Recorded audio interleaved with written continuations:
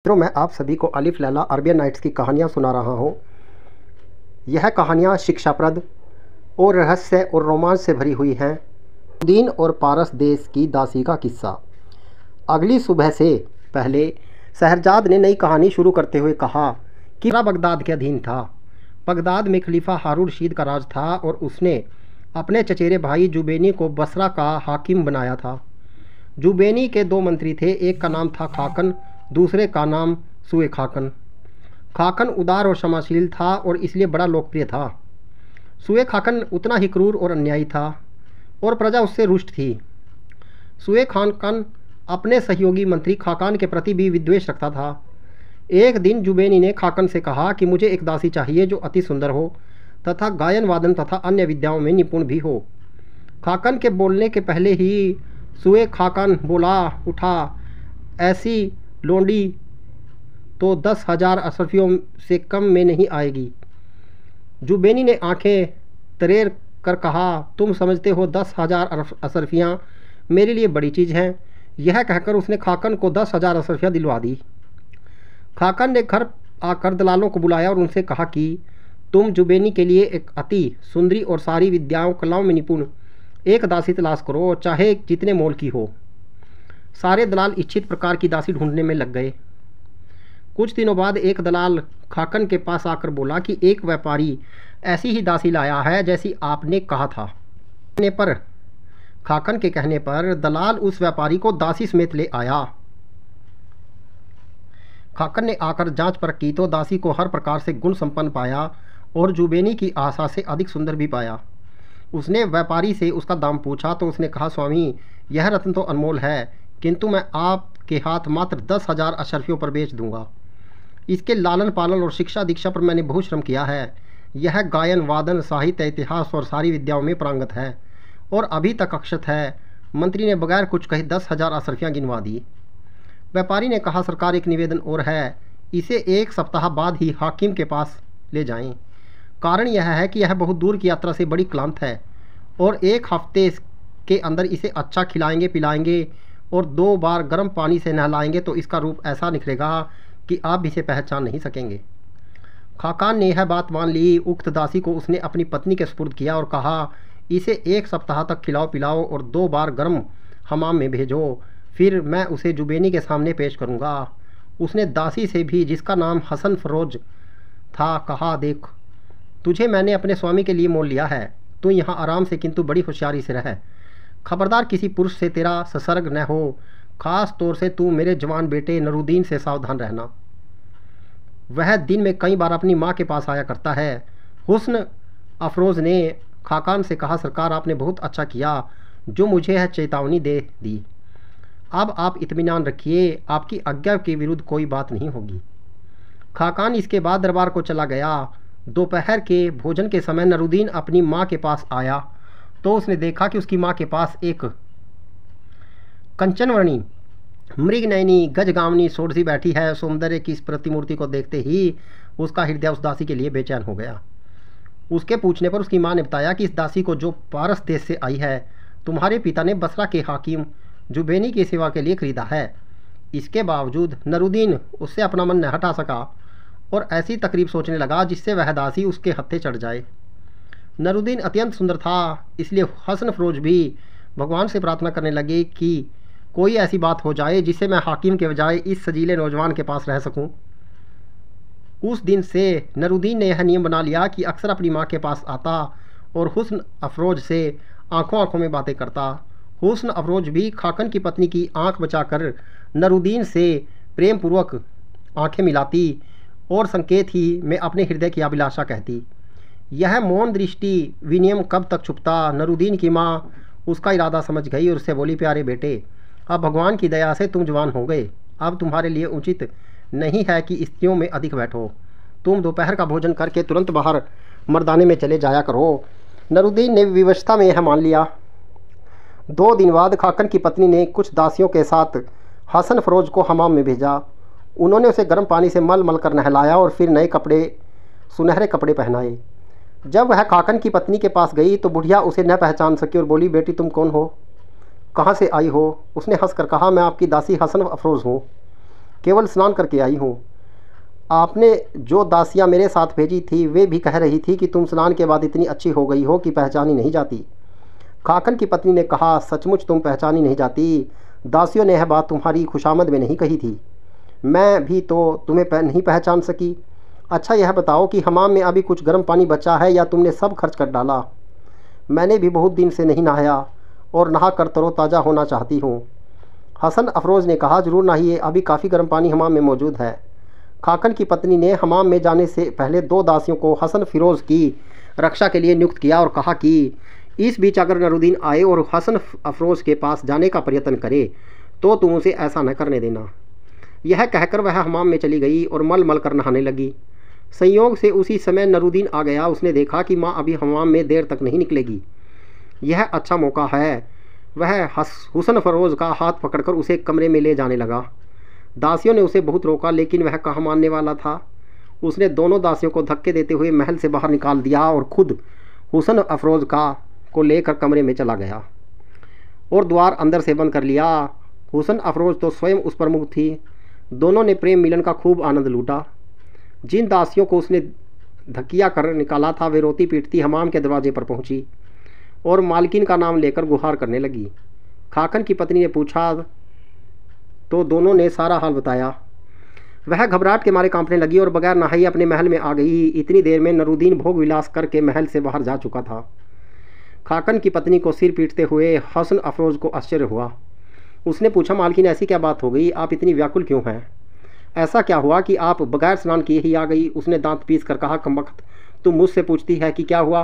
तुझे नहीं मालूम कि क्या हुआ? मैंने तुझे बताया नहीं था कि तू जुबैनी की सेवा के लिए खरीदी गई है? फिर तूने नरुद्दीन को अपने पास क्यों आने दिया?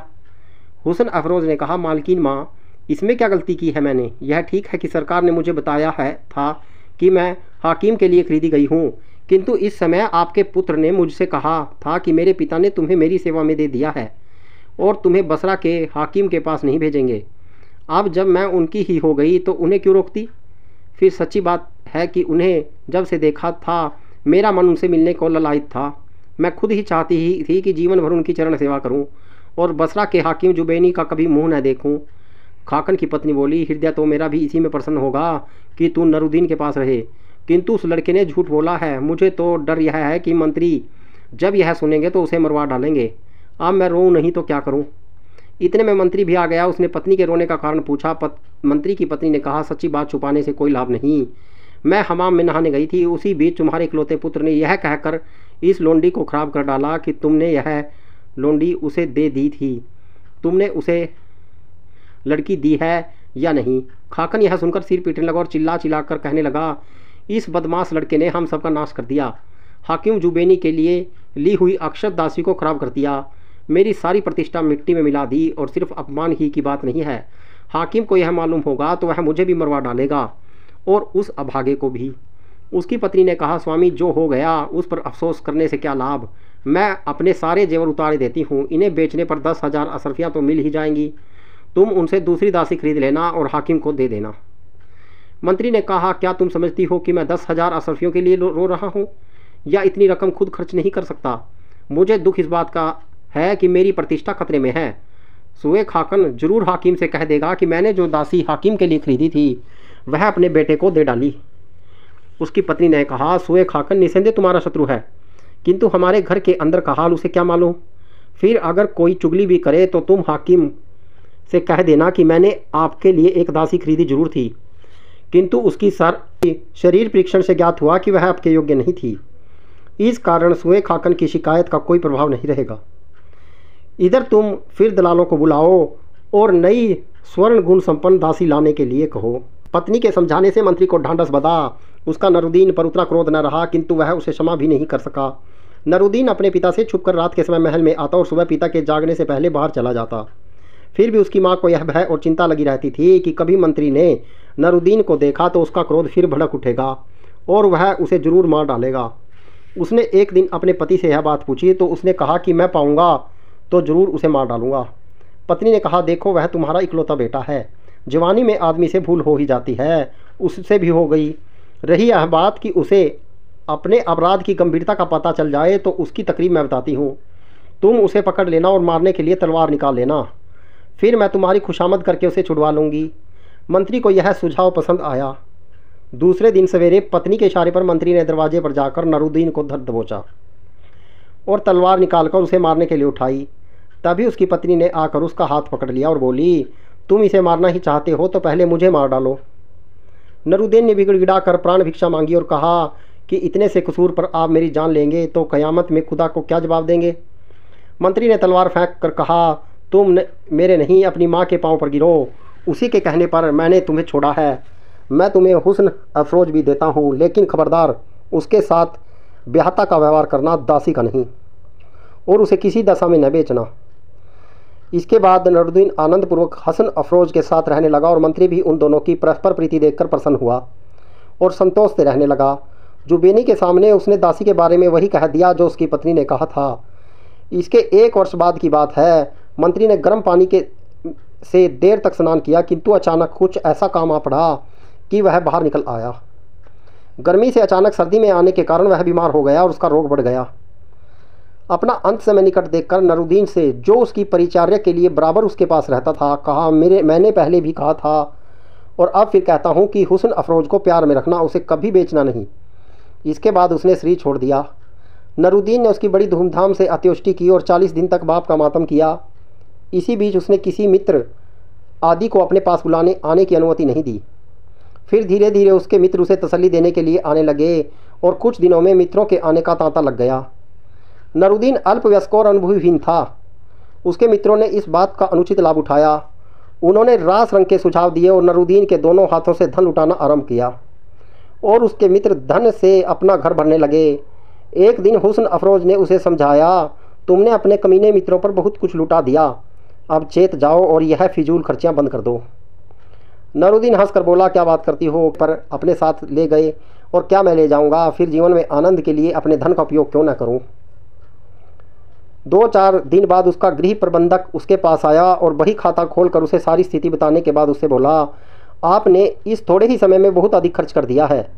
आपके स्वामी भक्त सेवकों से आपकी यह बर्बादी नहीं देखी जाती, इसलिए उनमें से बहुत से लोग काम छोड़कर चले गए हैं। यही हाल रहा तो मैं भी अधिक दिन तक आपकी सेवा नहीं कर सकूंगा। या तो आप अपने अपव्यय को रोकिए या मेरा हिसाब साफ कर मुझे विदा कीजिए। प्रबंधक के लाख समझाने पर भी नरूदीन ने अलल्ले तलल्ले नहीं छोड़े। उसके मित्र उसे पहले से अधिक लूटने लगे।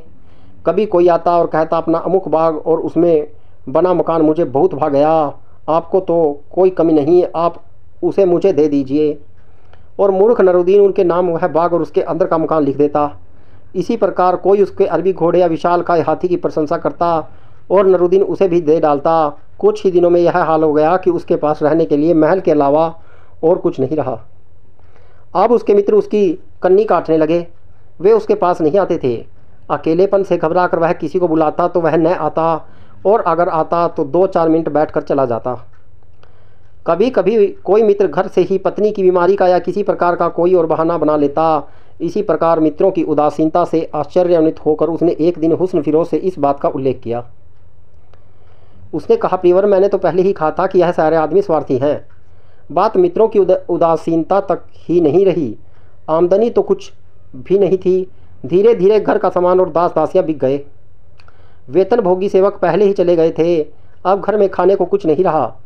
2 दिन तक उपवास हुआ तो तीसरे दिन हुस्न फिरोज आंखों में आंसू भरकर बोली, प्रियतम, अब इसके अलावा कोई रास्ता नहीं कि तुम मुझे बाजार में बेच दो और जो मिले उससे भाग्य आजमाओ। नरूदीन ने कहा, तुम्हें बेचना तो असंभव है, किंतु मुझे कुछ मित्रों से आशा है, वह इस आड़े समय में मेरी सहायता अवश्य करेंगे। हुस्न अफरोज बोली, यह तुम्हारा ख्याल ही ख्याल है, तुम्हारे मित्रों में कोई भी तुम्हारा हित चिंतक नहीं था। नरूदीन ने कहा, ऐसी बात नहीं है, तुम क्या जानो वह लोग कैसे हैं। वह चुप हो रही। नरूदीन सवेरे उठकर एक मित्र के घर कुछ कर्ज मांगने के लिए गया। दरवाजे पर आवाज़ देने पर एक दासी बाहर निकली। नरूदीन ने उसे अपना नाम बताया। उसने कहा, आप अंदर जाकर बैठे, मैं अभी खबर करती हूँ। उसे बिठाकर दासी ने अपने मालिक से कहा कि नरूदीन आपसे मिलने आए हैं। मालिक ने क्रुद्ध होकर कहा, तुमने उसे अंदर क्यों बिठाया? अब जाकर उसे कह दे मालिक घर पर नहीं है। नरूदीन ने यह वार्तालाप सुन लिया।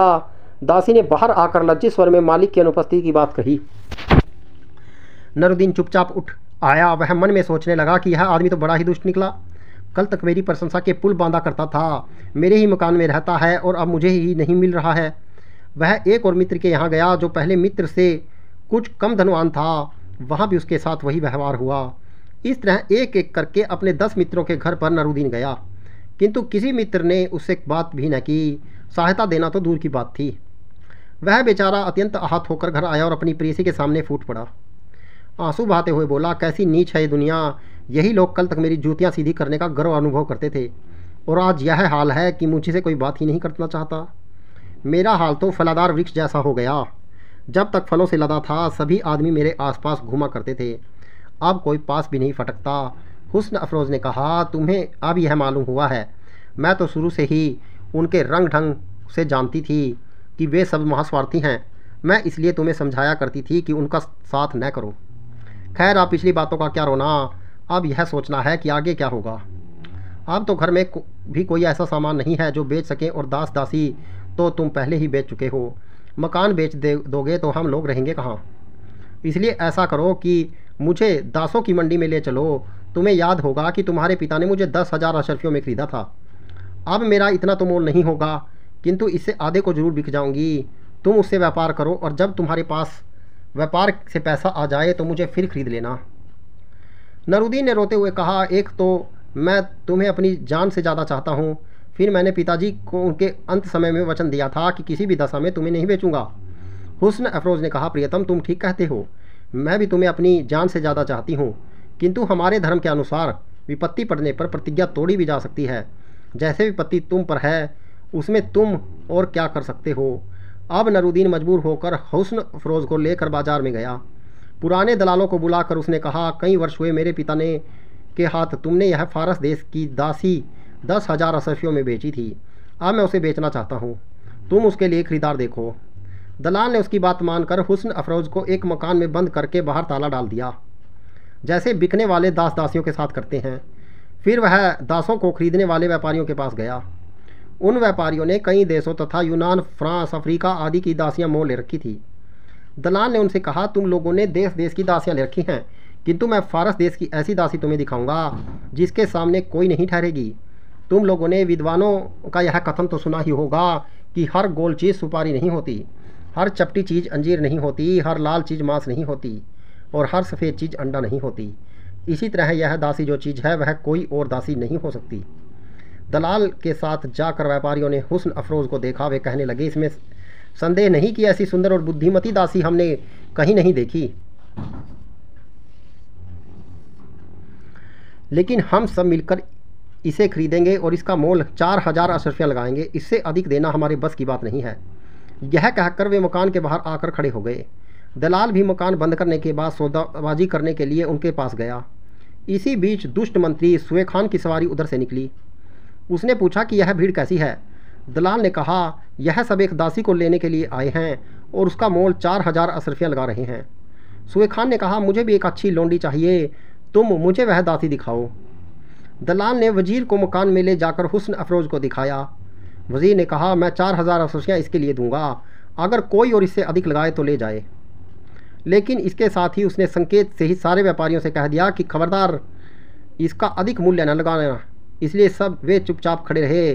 दलाल ने कहा, मैं इसके मालिक को जाकर बताता हूँ कि आपने इसके लिए 4,000 अशरफियों का दाम लगाया है। अगर वह इस मूल्य पर बेचने को तैयार हो तो आप निसंदेह दाम देकर इसे अपने घर ले जाएं। इसके बाद दलाल नरूदीन के पास आकर बोला, मुझे खेद है कि आपकी दासी उचित से कम मूल्य पर बिक रही है। मैंने व्यापारियों को उसे दिखाया तो वे उसका 4,000 अशरफियाँ मूल्य देने को तैयार हो गए। मैं इस फिक्र में था कि कुछ देर और प्रतीक्षा करूं। संभव है कोई आदमी उसका 5,000 रुपये देने के लिए तैयार हो जाए। उसी समय वजीर सुए खान की सवारी निकल रही थी। भीड़ देखकर उसने पूछा कि क्या बात है। यह मालूम होने पर कि एक अच्छी दासी बिक रही है, उसने उसे देखना चाहा और देखने पर उसके लिए 4,000 अशरफियाँ लगा दी। साथ ही अन्य व्यापारियों को भी इशारा कर दिया कि इससे अधिक दाम न लगाना। अब बोलो, तुम क्या कहते हो। नरूदीन ने कहा, सुए खान हमारे कुटुंब का पुराना दुश्मन है।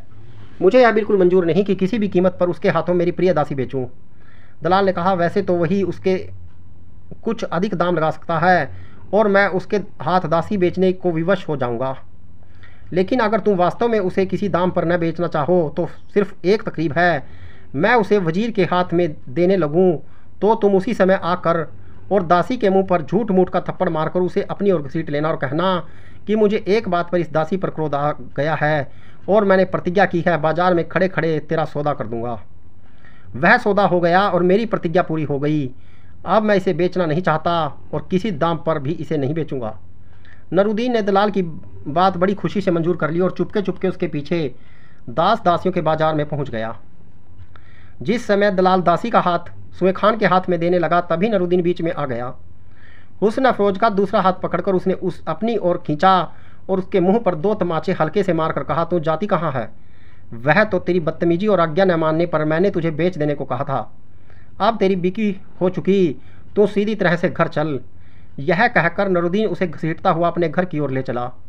सुए खान कुछ देर तक इस आकस्मिक घटना के कारण स्तंभित सा रहा, क्योंकि उसे यह भी नहीं मालूम था कि लोंडी नरूदीन की संपत्ति है। फिर वह अपमान के कारण क्रोध में जल उठा और घोड़ा दौड़ाकर उसने रास्ते में नरूदीन को जा पकड़ा। उसने नरूदीन से एक कोड़ा मारना चाहा, लेकिन नरूदीन पहले से होशियार था। उसने कोड़े का वार बचाकर सुए खान का हाथ पकड़कर उसे घोड़े से नीचे खींच लिया। अब दोनों में मल्ल युद्ध होने लगा। वजीर बूढ़ा था और नरूदीन जवान। उसने वजीर को उठाकर कई बार ज़मीन पर पटका और खूब रगड़े दिए। बाजार के सारे लोग तमाशा देखने खड़े हो गए। चूँकि सभी सुए खान से नाराज़ थे, इसलिए सभी चुपचाप उसकी दुर्दशा देखते रहे और किसी ने सुए खान की सहायता नहीं की।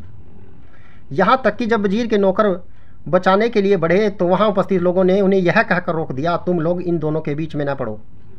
तुम्हें मालूम नहीं यह नौजवान भी मंत्री पुत्र है, दिवंगत मंत्री खाकान का पुत्र है, इसलिए वे भी डर कर रुक गए। नरूदीन ने बूढ़े वजीर की दुर्गति कर दी। उसके शरीर से कई जगह खून निकल आया और उसके सारे वस्त्र और शरीर के सारे अंग खून और मिट्टी से सन गए। वह बेदम सा होकर एक और गिर रहा। नरूदीन हुस्न अफरोज़ को लेकर अपने घर को चला गया। सुए खाकन वैसे ही लहू और मिट्टी से सने कपड़े और बदन लेकर हाकिम जुबेनी के पास पहुंचा। उसे वजीर को ऐसी दशा में देखकर आश्चर्य हुआ। वह बोला, तुम्हें किसने मारा? सुए खान ने हाथ जोड़कर कहा, सरकार, पुराने मंत्री खाकन के बेटे नरूदीन ने मेरी यह दुर्दशा की है। जुबेनी ने विस्तृत विवरण चाहा तो सुए खान ने कहा, मैं आज बाजार की तरफ से निकला तो एक जगह भीड़ देखी। पूछने पर मालूम हुआ कि एक दासी बिक रही है। मुझे बिक्री कार्य के लिए एक दासी की जरूरत थी, इसलिए मैं भी रुक गया। दासी के देखने पर मुझे वह आपकी सेवा के लिए उपयुक्त मालूम हुई, इसलिए मैंने 4000 अशरफियाँ उस पर सौदा कर दिया। इतने में नरूदीन आ गया और बोला कि मैं अपनी दासी तुम्हारे हाथ नहीं बेचूंगा। मैंने उसे बहुत समझाया कि मैं यह दासी अपने लिए नहीं बल्कि हाकिम के लिए खरीद रहा हूँ, लेकिन उसने मेरी एक न सुनी। आपको भी भला बुरा कहा और मुझे पीट कर दासी को ले गया। सरकार, आपको याद होगा कि 3-4 वर्ष पहले आपने खाकन को 10,000 अशरफियाँ एक स्वर्ग गुण संपन्न दासी खरीदने के लिए दी थी। उसने इसी धन से यह दासी खरीदकर अपने बेटे को दे दी। तब से वह दासी उसी के पास है। पिता के मरने के बाद नरूदीन ने अपनी सारी संपत्ति भोग विलास में उड़ा दी। अब उसके पास अपने एक मकान और इस लोंडी के अलावा कुछ नहीं है। भूख से तंग आकर वह अपनी उस दासी को बेच रहा था, किंतु मुझसे दुश्मनी होने के कारण उसने मेरे साथ यह किया। हाकिम जुबेनी को पुरानी बात याद आई और वह गुस्से में भर गया। उसने वजीर सुए खान को विदा किया और अपने एक सरदार को आज्ञा दी कि 40 सिपाहियों को ले जाओ, नरूदीन और उसकी दासी को बांध कर यहाँ लाओ और उसके मकान को खुदवा कर भूमि को समतल कर दो। यह सरदार नरूदीन के पिता से बड़ा उपकृत था। वह छुप कर अकेला उसके घर पर पहुँचा और उसे हाकिम की आज्ञा को बता कर कहा, यह 40 अशरफियाँ लो, इस समय मेरे पास इतना ही है। तुम तुरंत दासी को लेकर कहीं भाग जाओ, वरना जान से जाओगे। मैं भी भागता हूँ, कोई मुझे यहाँ देखकर हाकिम से कह देगा तो मैं भी मारा जाऊँगा। यह कहकर सरदार उसी तरह छुप कर चला गया। इधर नरूदीन ने भी जाकर हुस्न अफरोज को सब बताया और उसे लेकर मकान के पिछवाड़े की दीवार फलांग कर नदी के तट पर भागता हुआ पहुंचा। संयोग से उसी समय एक छोटा जहाज बगदाद जाने के लिए लंगर उठा रहा था। नरूदीन और दासी के सवार होते ही जहाज ने लंगर उठा दिया और बगदाद को चल पड़ा। उधर कुछ देर बाद वही सरदार अपने सशस्त्र सैनिकों को लेकर नरूदीन का दरवाज़ा ऐसे क्रोध से खटखटाने लगा जैसे वास्तव में उसे गिरफ्तार करने आया हो। दरवाज़ा न खोलने पर उसने उसे तड़वा दिया और अंदर जाकर सिपाहियों को मकान की तलाशी लेने और नरूदीन और उसकी दासी को पकड़ने की आज्ञा दी। सिपाहियों ने मकान में न कोई सामान पाया न कोई आदमी। उसने पड़ोसियों से पूछा कि नरूदीन कहाँ है। उनमें एक को मालूम था कि वह पिछवाड़े से भाग गया, किंतु सभी लोग उसे चाहते थे, इसलिए बोले कि हम लोगों को बिल्कुल नहीं मालूम कि वह कहाँ गया। सरदार ने हाकिम से जाकर सारा हाल कहा तो उसने कहा कि उसका मकान गिरवा कर समतल कर दो। और शहर में मुनादी करवा दो, जो नूरुद्दीन को पकड़ कर लाएगा उसे 1000 अशरफियों का इनाम मिलेगा, और अगर कोई उसे या उसकी दासी को शरण देगा तो उसे तथा उसके कुटुंबियों को मृत्युदंड दिया जाएगा। अतएव ऐसा ही किया गया। उधर नूरुद्दीन का जहाज़ बगदाद पहुंचा तो कप्तान ने यात्रियों को समझाया कि यह नगर अद्भुत है, यहाँ क्षण मात्र में गरीब अमीर बन जाता है और अमीर गरीब, इसलिए यहाँ परदेशियों से को सावधान रहना जरूरी है। खैर, बगदाद पहुंचकर अन्य व्यापारी तो अपने अपने ठिकानों पर गए। नूरुद्दीन ने कप्तान को 5 अशरफियाँ किराए में दी और हुस्न अफरोज को लेकर उतरा। उसके लिए यह नगर नितांत अपरिचित था और उसकी समझ में नहीं आ रहा था कि किस जगह ठहरे। दोनों बहुत देर तक भटकने के बाद एक बाग में पहुंचे जो नदी के तट पर था और जिसका द्वार खुला था। यहाँ बहुत देर तक बाग में कुंड में हाथ पांव धोने और जल पीने के बाद वे एक दलान में जा बैठे। वे दोनों बहुत थक गए थे, इसलिए लेट गए और लेटते ही सो गए। यह बाग खलीफा हारून रशीद का था। वह इसमें रात को सैर के लिए आया करता था। उस बाग में रात दिन मोमबत्तियाँ जला करती थी। उनमें एक विशाल बहारादारी थी जो इतनी ऊंची थी कि उसकी छत पर होने वाली रोशनी सारे नगर में दिखाई देती थी। उस बहारादारी में 80 द्वार थे जिनके किवाड़ बिल्लोर के बने थे। बाग के रक्षक का नाम शेख इब्राहिम था। उसकी अनुमति के बगैर कोई आदमी बाग में प्रवेश नहीं कर पाता था। उस दिन वह थोड़ी देर के लिए बाग का दरवाज़ा खुला छोड़कर बाहर चला गया था। फिर उसे कुछ देर लग गई। संध्या काल निकल आने पर शेख इब्राहिम आया तो देखा कि कुंड के समीप की दलान में 2 व्यक्ति मुंह पर महीन चादरें डाले सो रहे हैं। उसे बड़ा क्रोध आया और उसने इरादा किया कि डंडा उठाकर दोनों को पीटे। फिर वह सोचकर रुक गया कि शायद ये परदेसी हों। बगैर सोचे विचारे इन्हें दंड देना ठीक नहीं है, पहले इनसे पूछें कि ये यहाँ क्यों और कैसे आए। उसने दोनों के मुंह की चादरें हटाई तो देखा एक से बढ़कर एक सुंदर स्त्री और एक पुरुष हैं। उसने नूरुद्दीन का पाँव हिलाकर उसे जगाया। उसने जाग कर देखा कि एक सफ़ेद दाढ़ी वाला बूढ़ा मौजूद है, तो उसने फ़ौरन उठकर उसके हाथ चूमे और अदब से सलाम किया और बोला, पिताजी मेरे लिए क्या आज्ञा है। रक्षक उसके विनय से प्रभावित होकर बोला, बेटे तुम कौन हो, कहाँ से आए हो। नूरुद्दीन ने कहा, हम लोग परदेसी हैं, हम यहाँ किसी को नहीं जानते। आप कृपया हमें रात भर यहाँ रहने की अनुमति दें, सवेरा होते ही हम चले जाएंगे। बूढ़ा और प्रभावित हुआ, कहने लगा, यहाँ सोने से तुम्हें कष्ट होगा, तुम मेरे साथ चलो, मैं तुम्हें ऐसी जगह ठहराऊँगा जहाँ तुम आराम से सो सको। वहाँ से इस सारे बाग की सैर भी तुम कर सकते हो। नूरुद्दीन ने पूछा, यह बाग आपका है। उसने मुस्कुरा कर कहा, यह मेरे बाप की जायदाद है। फिर उसने बाग की एक और आरामदाह इमारत में उन्हें ठहराया जहाँ से सारा बाग दिखाई देता था। उसने उन्हें वहाँ की और भी इमारतें दिखाई। फिर नूरुद्दीन ने रक्षक के हाथ में 2 अशरफियाँ रखी और कहा कि इससे हम लोगों के लिए सुस्वाद भोजन मंगवा दीजिए। बूढ़े ने सोचा कि बहुत अच्छा हुआ कि मैंने ऐसे धनी और सुसंस्कृत आदमी को नहीं मारा। इन अशरफियों से तो बढ़िया से बढ़िया खाना लाने पर भी मेरे पास बहुत कुछ बचा रहेगा। अतएव वह उन्हें बाग की बहारादारी में बिठाकर भोजन लाने चला गया। इधर नूरुद्दीन ने चाहा कि ऊपर जाकर सैर करे, किंतु जाकर देखा कि जीने में ताला जड़ा था। बाग का रक्षक भोजन लाया तो नूरुद्दीन ने कहा, हम ऊपर जाकर भी देखना चाहते हैं, क्या आप हमें दिखा सकते हैं। दरोगा ने ताली निकाल कर ताला खोल दिया। वे दोनों ऊपर जाकर बहुत खुश हुए। नूरुद्दीन ने कहा, आप कृपया करके हम लोगों को यहीं सोने की अनुमति दे दीजिए। उसने यह भी कहा कि आप ही हमारे साथ भोजन करें और यहीं आराम करें। बूढ़े ने सोचा कि आज खलीफा तो आने वाला है नहीं, आने वाले होते तो अब तक संदेशा भिजवा देते। उसने यह भी सोचा कि ऐसे उदार आदमी की बात नहीं टालनी चाहिए, इसलिए वह न केवल उन्हें स्थान देने पर राजी हो गया, अपितु उसने खलीफा के लिए रखे हुए जड़ाऊ बर्तनों में उन्हें भोजन परोसा। सब लोग खाना खाकर हाथ धो चुके तो नूरुद्दीन ने कहा, कुछ पीने को भी मिल सकता है। रक्षक ने कहा, मैं शरबत ला सकता हूँ, लेकिन शरबत खाने से पहले पिया जाता है, बाद में नहीं। नूरुद्दीन बोला, आप ठीक कहते हैं, लेकिन मेरा मतलब शरबत से नहीं था, अंगूरी शराब से था। उद्यान रक्षक ने कहा, देखो इस्लाम में शराब हराम है। फिर मैं तो 4 बार हज कर आया हूँ, मैं तो शराब पीना क्या उसे हाथ भी नहीं छू सकता, बल्कि मैंने कभी शराब देखी भी नहीं है। नूरुद्दीन ने कहा, मैं एक तकरीब बताता हूँ। बाग की खाई के पास एक गधा बंधा है, उसे ले आइए। मैं रुमाल में एक अशरफी बांधकर उसकी पीठ पर रख दूंगा। आप उसे हाँकते हुए शराब खाने तक ले जाएं और शराब खाने के मालिक को इशारे से अशरफी दिखा दें। वह समझ जाएगा और अशरफी लेकर शराब की मटकियाँ गधे पर लाद देगा। फिर आप गधे को यहाँ ले आएँ, यहाँ हम वे पात्र उतार लेंगे। आपको शराब छूने या मुँह से मांगने की ज़रूरत ही नहीं पड़ेगी। बूढ़े को इसमें कोई बुरी बात नहीं दिखाई दी। उसने वही किया जो नूरुद्दीन ने कहा था। गधे के वापस आने पर नूरुद्दीन ने मटकियाँ गधे से उतार कर रखी और बूढ़े से कहा, आपने हम लोगों पर बड़ी कृपा की है, अब थोड़ी और दया कीजिए। 2-3 गिलास और शराब के साथ खाने के लिए कुछ फल ले आइए। बाग के रक्षक दरोगा ने यह चीज़ें भी ला कर दी और साफ कपड़ा ज़मीन पर बिछाकर उस पर फल काट कर तश्तरियों में रख दिए और गिलास भी। यह करके वह कुछ दूर जा बैठा ताकि कहीं यह लोग मुझसे भी मदिरा पान के लिए न कहें। जब दोनों को शराब पी कर नशा हो गया तो नरुद्दीन ने हुस्न फिरोज से कहा कि हम लोग कितने भाग्यवान हैं कि इस निपट अनजाने शहर में भी हमें ऐसी सुंदर जगह ठहरने को मिली। फिर वे दोनों गाने लगे। उनका गाना सुनकर दरोगा खुश हुआ और कुछ पास आकर गाना सुनने लगा।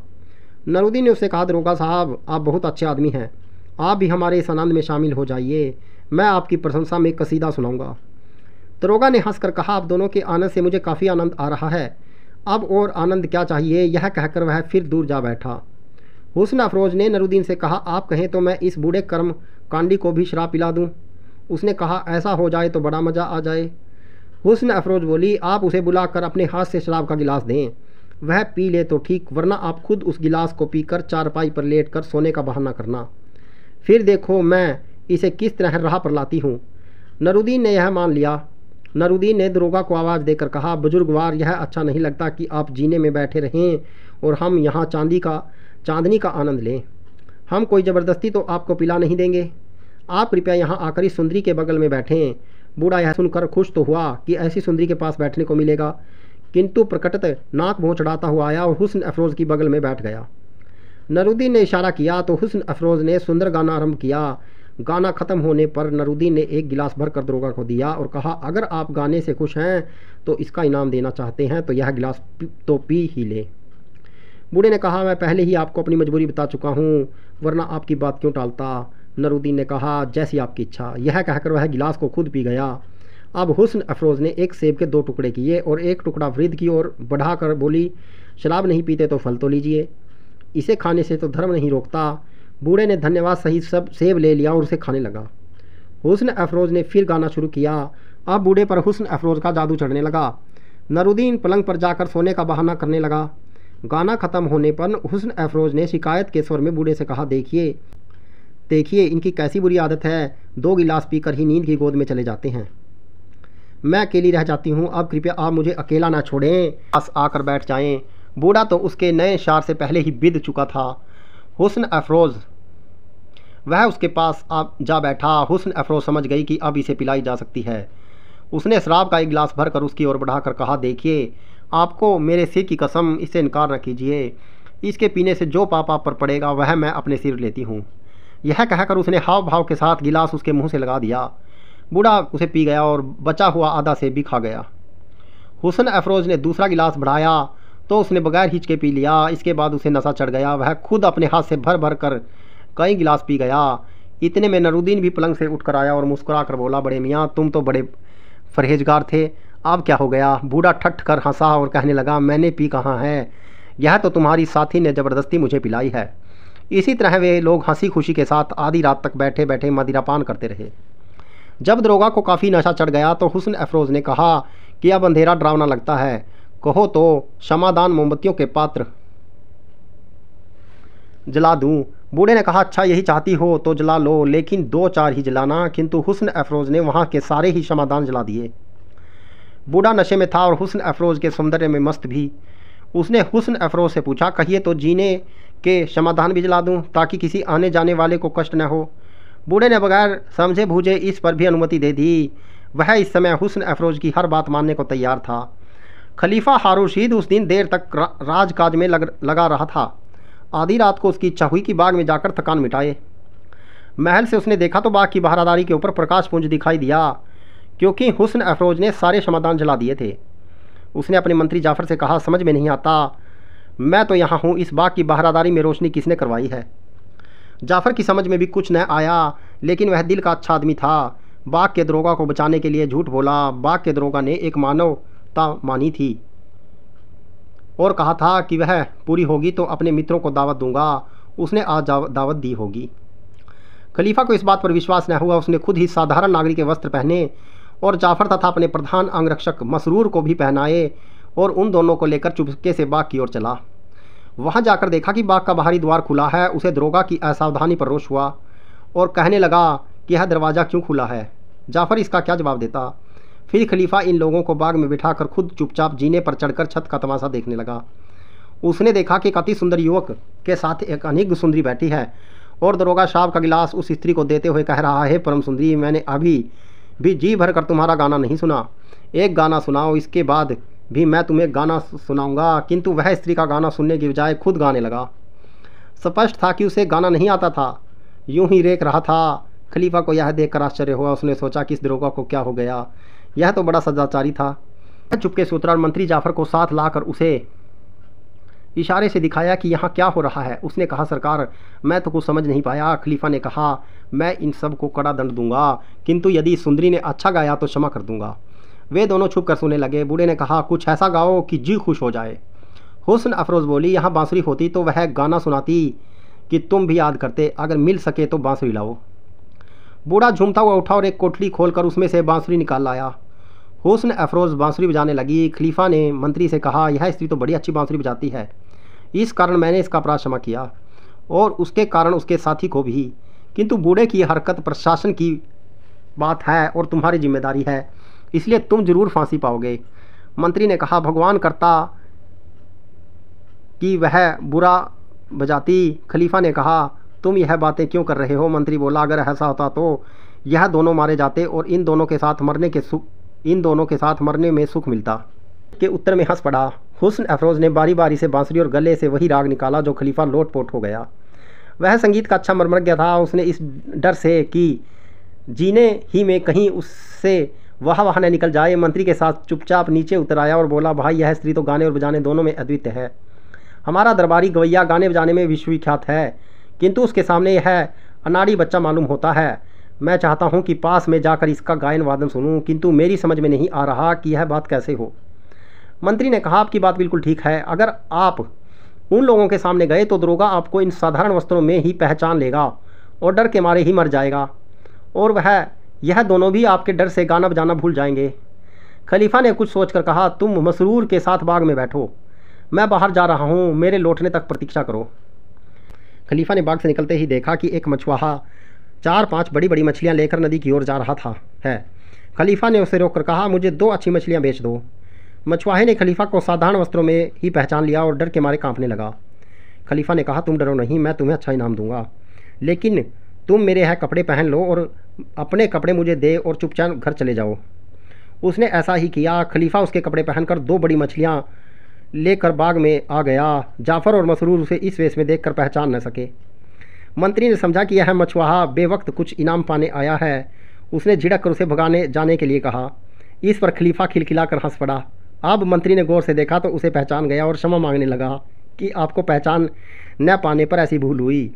उसने कहा, जब मैं ही इस वेश में आपको पहचान नहीं सका तो कोई क्या पहचानेगा। अब आप बेधड़क पारादारी की छत पर जाएं और जी भरकर उस सुंदरी का गाना सुने। खलीफा मछुआरे के वेश में और 2 मछलियाँ लिए हुए ऊपर गया और दरवाज़ा खटखटाया। दरोगा ने पूछा, कौन है? खलीफा ने दरवाज़ा खोलकर बहुत झुककर सलाम किया ताकि पहचाना न जाए। फिर वह बोला, मैं करीम मछुआरा हूँ। मैंने सुना है कि आपने अपने मित्रों की दावत दी है, इसलिए मैं आपकी सेवा में बहुत सी उत्तम मछलियाँ लाया हूँ ताकि आप मेहमानों को भली भांति संतुष्ट कर सकें। दरोगा ने नशे में खलीफा को बिल्कुल न पहचाना और बोला, तुम मछुआरे हो या चोर? रात में इस तरह घूमते हो? खैर, यहाँ आओ और दिखाओ कि क्या लाए हो। खलीफा मछलियाँ ले आया तो उस हुस्न अफरोज को वे पसंद आई। उसने दरोगा से कहा कि इन्हें भुनवा दीजिए तो मज़ा आ जाए। दरोगा ने हुक्म दिया, करीम, फ़ौरन बावर्ची खाने में जाओ और यह मछलियाँ भून लाओ। खलीफा बोला, बहुत अच्छा सरकार। यह कहकर नीचे आया और जाफ़र और मसरूर से कहा, इन दोनों मछलियों को साफ़ करके भूनना है।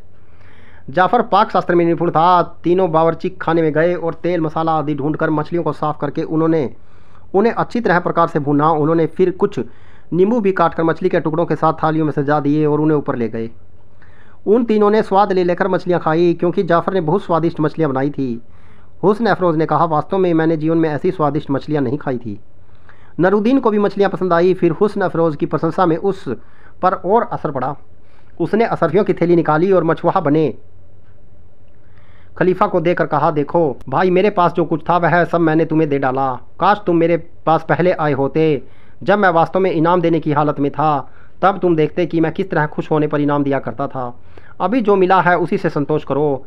खलीफा ने थैली खोली तो देखा उसमें 24 असरफियाँ हैं। उसे आश्चर्य हुआ कि यह कौन ऐसा मन चला है कि पकी हुई मछलियों के लिए 24 असरफियाँ दिए डाल रहा है। उसने कहा, मालिक, भगवान आपको युगों युगों तक कुशलतापूर्वक और प्रसन्नतापूर्वक रखे। मैंने अपने सारे जीवन में आप जैसा दानवीर नहीं देखा। अब आप नाराज न हो तो एक निवेदन करूं, मैंने आपकी सुंदरी साथिन के साथ बांसुरी रखी देखी है। मालूम होता है कि इसे बांसुरी बजाने का शौक़ है। मुझे भी संगीत सुनना बहुत अच्छा लगता है। आप आज्ञा दें तो मैं भी 2 मिनट बैठकर उनकी वादन कला देख लूं और फिर आप लोगों को आशीर्वाद देता हुआ अपने घर चला जाऊं। नरूदीन उदारता की धुन में तो था ही। उसने हुस्न अफरोज से कहा, चलो इस बेचारे को भी कुछ सुना दो। कहाँ गाना बजाना सुनने को मिलता होगा। हुस्न अफरोज पर भी शराब का नशा खूब चढ़ा था। साथ ही सुस्वादु मछलियाँ खाकर भी बहुत प्रसन्न थी। उसने सोचा कि मैं अपना पूरा कमाल दिखाऊं। उसने बांसुरी उठाई और एक साथ ही बांसुरी और मुंह से एक ही राग इस कौशल से निकालना कि दोनों में एक स्वर का भी अंतर नहीं था। खलीफा ने बहुत प्रशंसा की। फिर उसने खाली बांसुरी पर एक बड़ा कठिन राग निकाला। खलीफा ने जी खोलकर प्रशंसा की। उसने कहा, मालिक, मैंने ऐसी गुणवती नारी कभी नहीं देखी। इनमें संगीत निपुणता भी है और अमृत जैसा कंठ भी। ऐसा गुणज्ञ सागर संसार भर में कोई न होगा। आप धन्य हैं कि आपको ऐसी अग्नि सुंदरी और ऐसी गुणवती साथी मिली है। नरूदीन की आदत थी कि अगर कोई उसकी चीज़ की बहुत प्रशंसा करता तो वह उस चीज़ को दे देता था। हुस्न अफरोज उसकी दासी थी। उसने कहा, अगर यह नारी तुम्हें ऐसे ही पसंद है तो इसे ले जा सकते हो। मैंने इसे तुम्हें दे डाला। तुम संगीत मर्मज्ञ जान पड़ते हो, इसकी अच्छी कदर करोगे। हुस्न अफरोज को बड़ी परेशानी हुई कि ऐसे सुंदर मालिक के बजाय मछुआरे के साथ रहना पड़ेगा। नरूदीन उठकर चलने लगा। हुस्न अफरोज ने आंसू भर कर कहा, मालिक, चलते चलते मेरा एक और गीत तो सुनते जाओ। नरूदीन रुक गया। हुस्न अफरोज ने छुप कर आंसू पहुँचे और एक संग रचित वियोग गीत गाने लगी, जिसका अर्थ यह था कि मुझे अपने पास ही रखो, मछुआरे के हाथों में न दो। नरूदीन ने उसका भाव तो समझ लिया, किंतु वह विवश होकर चुप बैठा रहा। दी हुई चीज़ के लिए कैसे कहता कि मैं इसे नहीं दूंगा। खलीफा ने आश्चर्य से पूछा, यह स्त्री आपकी दासी है? उसके स्वर में सहानुभूति पाई तो नरूदीन ठंडी सांस भर कर कहने लगा, करीम, तुम इतने पर भी क्या आश्चर्य करते हो? मेरी पूरी कहानी सुनते तो वास्तव में आश्चर्य में पड़ जाओगे। यह कहकर उसने सारा किस्सा उसे बताया। मछुआरा बने हुए खलीफा ने कहा, अब आप कहाँ जाएंगे, क्या करेंगे? नरूदीन ने कहा, जो भी भगवान चाहेगा वही होगा। खलीफा ने कहा, आप कहीं ना जाएं, वापस बसरा चले जाएं। मैं वहाँ के हाकिम को एक छोटा सा पत्र लिखे देता हूँ, वह जुबेनी को दे देना। इसके बाद तुम्हारे सारे दुख दूर हो जाएंगे। नरूदीन ठट्ठा कर हंस पड़ा। बोला, भाई, तेरा दिमाग तो ठीक है। कहाँ कहाँ राजा और कहाँ कहाँ रंक। जुबेनी तेरे पत्र पर क्या ध्यान देगा? खलीफा ने कहा, आप जानते नहीं, जुबेनी मेरा बचपन का साथी है। वह कई बार मुझे मंत्री बनाने के लिए बुला चुका है, किंतु मैं उसका एहसान लेने की बजाय पौत्रिक धन देता हूँ।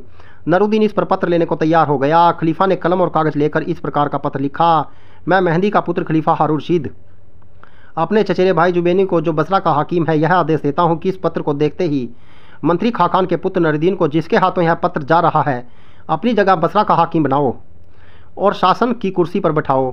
इस आज्ञा का रंच मात्र भी उल्लंघन नहीं होना चाहिए। यह लिखकर खलीफा ने पत्र बंद कर दिया और जाफ़र को दिया। उसने चुपचाप खलीफा की मुहर उस पर लगा दी। फिर वह पत्र नरूदीन को दे दिया। यह ज्ञात रहे कि खलीफा जिस समय मछली भूनने गया था, उसी समय उसने मसरूर से कहा था कि मेरे लिए राजमहल से राशि पोशाक ले आना। वह पोशाक आ गई थी। खलीफा ने यह भी कहा था कि तुम जीने पर प्रतीक्षा करना। जब मैं जीने के दरवाजे पर हाथ मारूं तो तुम सिपाहियों के साथ पोशाक लेकर छत पर आ जाना। इधर बूढ़ा दरोगा नशे की हालत में यह सब देख रहा था। नरूदीन जब पत्र लेकर गया तो हुस्न अफरोज भी उसके पीछे रोती हुई जीने के दरवाजे तक गई और फिर लौट आई। दरोगा ने खलीफा से कहा, करीम, तू 1-2 कौड़ी का मछुआरा है। तेरी 2 मछलियों का मूल्य 2-4 आने से अधिक नहीं। इनके बदले में तूने इतनी अशरफियाँ और ऐसी सुंदर और गुणवती दासी पाई, तू यह सब अकेले हजम नहीं कर सकेगा। इतने में आधा मुझे दे दे, वरना तुझे बड़ी मुसीबत में फंसा दूंगा। खलीफा ने कहा, मुझे थैली में नहीं मालूम अशरफियाँ हैं या कुछ और। चलो, जो भी होगा आधा आधा बांट लेंगे, लेकिन तुम इस लोंडी में हिस्सा पाने की आशा छोड़ दो। यह मुझे मिली है और मैं इसे अपने पास रखूँगा। अब इसमें चाहे आप खुश हों या ना खुश। दरोगा नशे में तो था ही। तथाकथित मछुआरे की इस बात पर उसे इतना क्रोध आया कि उसने एक चीनी की तस्करी फेंक कर खलीफा के सिर पर मारी। खलीफा सिर टेढ़ा करके चोट से बच गया और तस्तरी दीवार से टकराकर टूट गई। दरोगा इस बात से और आग बुबला हो गया और रोशनी लेकर एक कोठरी में गया ताकि वहाँ से लकड़ी लाकर मछुआरे को मारे। इसी बीच खलीफा ने जीने के किवाड़ पर हाथ मारा। इस पर मसरूर और 4 गुलाम छत पर आ गए। वहाँ एक छोटा सिंहासन भी पड़ा था। खलीफा राशि वस्त्र पहनकर उस पर जा बैठा और उसके पीछे 4 गुलाम और बगल में एक और जाफ़र, दूसरी और मसरूर खड़े हो गए। बहारादारी की छत पर छोटा मोटा दरबार लग गया। उधर बूढ़ा एक मोटी लाठी लेकर आया और मछुआरे को ढूंढने लगा। उसे मछुआरा न दिखाई दिया बल्कि खलीफा तख्त पर बैठा दिखाई दिया। वह आंखें मल मारकर देखने लगा कि यह स्वप्न है या सत्य। कुछ क्षणों के बाद खलीफा बोला, बड़े मियाँ क्या बात है, क्यों घबराहट में इधर उधर देख रहे हो? अब बूढ़े ने पहचाना कि खलीफा ही मछुआरा बना हुआ था। वह उसके पांव पर गिर पड़ा और अपनी दाढ़ी खलीफा की जूती पर मल मल कर अपने अपराध के लिए क्षमा मांगने लगा। खलीफा ने कहा, तुम्हें एक नहीं कई अपराध हैं। बाग को खुला छोड़ दिया, अजनबियों के साथ शराब पी, दूसरे को मिली चीज़ में हिस्सा बांटने लगे और न मिलने पर मारपीट पर उतारू हो गए। लेकिन मुझे तुम्हारे बुढ़ापे और तुम्हारे सारे जीवन के सदाचार का ख्याल है, इसलिए मैं तुम्हें सारे अपराध क्षमा करता हूँ, लेकिन आगे से होशियार रहना। अब हुस्न अफरोज समझ गई कि यह बाग का मालिक स्वयं खलीफा है। उसे इस बात से बड़ा संतोष मिला कि किसी मछुआरे के हाथ नहीं दी गई। खलीफा ने उससे कहा, अब तो तुम्हें मालूम ही हो गया होगा कि मैं कौन हूँ। मैंने संसार भर में नरूदीन से बढ़कर बड़ा दिल वाला कोई आदमी नहीं देखा, जो केवल प्रशंसा करने पर अपनी सबसे प्यारी चीज़ दे डाले। मैंने पत्र द्वारा उसे बसरा का हाकिम नियुक्त किया है। जब वह अपना काम संभाल लेगा तो मैं तुम्हें भी उसके पास भेज दूंगा, तब तक तुम मेरे महल में रहोगी। यह सुनकर हुस्न अफरोज भी खुशी का ठिकाना नहीं रहा। खलीफा उसे लेकर महल में आया। दूसरे दिन उसने हुस्न अफरोज को अपनी रानी जुबैदा के हाथ में सौंपा और कहा कि इसका ख्याल रखना, यह बसरा के नए हाकिम नरूदीन की स्त्री है और कुछ दिनों बाद इसे उसी के पास भेजना है। इधर नरूदीन एक जहाज में बैठकर जो उसी समय छूट रहा था बसरा पहुंचा और अपने किसी मित्र या परिचित से मिले बगैर सीधे हाकिम जुबैनी के पास पहुंचा। वह उस समय मुकदमे के फैसले कर रहा था। नरूदीन बेधड़क उसके पास पहुंचा और कहा, आपके पुराने मित्र ने यह पत्र आपके लिए दिया है। जुबैनी ने खलीफा की हस्तलिपि देखकर पत्र को चूमा और मंत्री सुए खान से उसे पढ़ने के लिए कहा। मंत्री ने पत्र देखा तो उसकी जान निकल गई। उसने प्रकाश में अच्छी तरह पत्र पढ़ने के बहाने बाहर आकर खलीफा की मोहर वाला लिफाफे का भाग दांतों से कुतरकर खा लिया। वापस दरबार में आकर कहा कि इस पत्र में नरूदीन को बसरा का हाकिम बनाने को लिखा है, किंतु यह पत्र जाली मालूम होता है। उसने कहा, सरकार, मुझे ऐसा मालूम होता है कि नरूदीन ने मुझसे और आपसे अपने अपमान का बदला लेने के लिए यह ढोंग रचा है। इसने खलीफा से हम लोगों की शिकायत जरूर की होगी, किंतु खलीफा बच्चा तो है नहीं जो बहकावे में आ जाए। वह ज़्यादा से ज़्यादा यह लिखता कि इसे दंड न दे या कोई नौकरी दे दें। ऐसा निठल्ले आदमी को वह बसरे का हाकिम किस तरह बना देगा। उसने यह भी कहा कि आप नरूदीन को मेरे सुपुर्द कर दीजिए, मैं खोज करके असल तथ्य का पता लगाऊंगा। जुबैनी भी क्यों आसानी से अपना पद देता। उसने सुए खान की बात मंजूर कर ली। सुए खान नरूदीन को अपने भवन में लाया। वह उसकी जान का प्यासा हो ही रहा था। उसने नरूदीन को इतना पिटवाया कि वह बेहोश होकर गिर पड़ा और मरने के समीप हो गया। फिर उसने उसे एक तंग कोठरी में बंद कर दिया, उस पर कड़ा पहरा बिठा दिया और आदेश दिया कि उसे दिन में सिर्फ एक बार कुछ रोटी के टुकड़े और पानी दिया जाए, इससे अधिक कुछ न दिया जाए। नरूदीन को होश आया तो देखा कि उसे एक सीली दुर्गंधपूर्ण ऐसी तंग कोठरी में बंद किया गया है जिसमें वह हिलडुल भी नहीं सकता। उसे यह तो मालूम ही नहीं था कि जुबैनी के नाम पत्र में क्या लिखा था। वह रो रो कर कहने लगा, वारे मछुआरे, मैंने तो तुझे अपना सब कुछ दे डाला, अशरफियों के साथ अपने प्राणों से प्यारी दासी भी दे डाली, और तूने मेरे इस उपकार का बदला इस प्रकार दिया। भगवान तुझे तेरी इस दुष्टता के लिए कभी क्षमा नहीं करेगा। मैं भी कैसा नादान हूँ कि उस मछुआरे के कहने में आ गया। सुए खान ने नरूदीन को 6 दिन तक ऐसे ही कष्ट में रखा। वह चाहता तो था कि नरूदीन को प्राणांत हो जाए, किंतु उसकी हिम्मत उसे अपने घर में मारने की नहीं हो रही थी। वह उसे हाकिम ही से मृत्युदंड दिलवाना चाहता था। 7वें दिन उसने अच्छी अच्छी चीज़ों की टोकरियां नौकरों के सिर पर लदवाई और जुबैनी के सामने पेश की। उसने पूछा, यह क्या है? तो सुए खान ने कुटिलतापूर्वक कहा, यह बसरे के नई हाकिम ने आपके पास भेजा है ताकि इनके बदले आप उसे बसरे का हाकिम बनाएं। इससे जुबैनी को बड़ा गुस्सा आया। उसने कहा, वह अभी जिंदा है, मैंने समझा था कि तुमने उसे मार डाला होगा। मंत्री ने कहा, मुझे किसी को प्राण दंड देने का अधिकार नहीं है। जुबैनी ने कहा, मैं आज्ञा देता हूँ कि तुम उसकी गर्दन उतारो। कमबख्त मुझे मजाक करता है। सुए खान ने कहा, आपकी आज्ञा सिर आंखों पर, किंतु मैं चाहता हूँ कि वह सर्वसाधारण के सामने मारा जाए, तभी मैं उससे उस सार्वजनिक अपमान का बदला लूँगा जो उसने किया है। जुबैनी ने मान लिया। शहर में मुनादी की गई कि कल नरूदीन की, जिसने मंत्री की खुलेआम अपमान किया था, अमुक स्थान पर गर्दन काटी जाएगी। सुए खान उसे अत्यंत अपमानपूर्वक अंधे बेजीन के घोड़े पर बैठा कर वध स्थल पर लाया। नरूदीन ने कहा, बड़े खबीस, तुम मुझ निर्दोष को झूठ और छल से अपमानपूर्वक मरवा रहा है, मगर याद रखना कि भगवान निर्दोष व्यक्ति का खून बहाने वाले आदमी को कभी क्षमा नहीं करता। सुए खान दांत पीस कर बोला, दुष्ट, तू इस तरह से मेरा सब लोगों के सामने अपमान कर रहा है। खैर, इसकी सज़ा क्या दी जाए? तुझे तो सबसे बड़ी सज़ा मिलने वाली है। नरूदीन को महल से लगे एक बड़े मैदान में पहुंचा दिया गया, जहां लोगों को आम जनता के सामने मारा जाता था। जल्लाद ने कहा, मुझे आपके पिता का ज़माना याद है, मैं आपका सेवक हूँ, किंतु इस समय मेरा कर्तव्य आपको मारना है। आपकी कुछ अंतिम इच्छा हो तो कहें। नरुद्दीन ने कहा कि मुझे पानी पीना है। जल्लाद ने एक आदमी से पानी मंगवाया और नरुद्दीन पीने लगा। सुए खाकान जल्लाद पर बिगड़ने लगा कि देर क्यों कर रहा है, तुरंत ही इसकी गर्दन क्यों नहीं काट देता। जो लोग वहाँ मौजूद थे वे मंत्री की कठोरता पर उसे भला बुरा कहने लगे, किंतु उस पर कुछ प्रभाव न हुआ। जल्लाद ने देखा कि मंत्री नाराज़ हो रहा है तो उसने तलवार निकाली। वह वार करना ही चाहता था कि जुबेनी ने महल की खिड़की से सिर निकाल कर कहा, अभी इसे न मारो, मुझे दिखाई देता है एक बड़ी फौज चली आ रही है, पहले मालूम हो कि यह क्या मामला है। सुए खाकान चाहता था कि नरुद्दीन जल्दी से जल्दी मारा जाए। उसने कहा, यह धूल तो उन लोगों के आने से उठी है जो इस पापी को मारने का तमाशा देखने आ रहे हैं। आप जल्लाद को आज्ञा दें कि वह तुरंत अपना काम करे। जुबेनी बोला, नहीं, यह सेना ही है। अभी जल्लाद हाथ रोके रहे, मैं पहले पता तो लगाऊं कि कौन आ रहा है। हुआ यह था कि हुस्न अफरोज को अपने मलिका के पास भेजकर खलीफा उसके और नरुद्दीन के बारे में भूल गया था। 2-4 दिन बाद उसने अपने महल में एक दुख भरे गाने की आवाज़ सुनी। उसे आश्चर्य हुआ कि इतना दुखी होकर कौन गा रहा है। पूछवाया तो सेवकों ने बताया कि यह नरुद्दीन की दासी है जिसे आपने आश्रय दिया था। वही नरुद्दीन के वियोग में विरह गीत गा रही है। मंत्री जाफ़र को बुलाकर, नरुद्दीन के मामले में देर नहीं होनी चाहिए, तुम मेरी सनद और हुक्मनामा लेकर फौज के साथ खुद जाओ। अगर सुए खानन ने दुर्भिद संधि करके नरुद्दीन को मरवा डाला हो तो तुम फ़ौरन उसे मरवा डालना। जिंदा हो तो तुरंत उसे और जुबेनी को मेरे पास ले आओ। मैं इस संबंध में सारे फरमान लिख कर देता हूँ।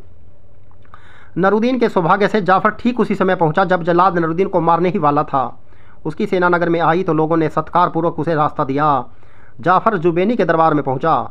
जुबेनी उसके सम्मानार्थ अपने तख्त से उतरकर स्वागत के लिए दरवाजे तक आया।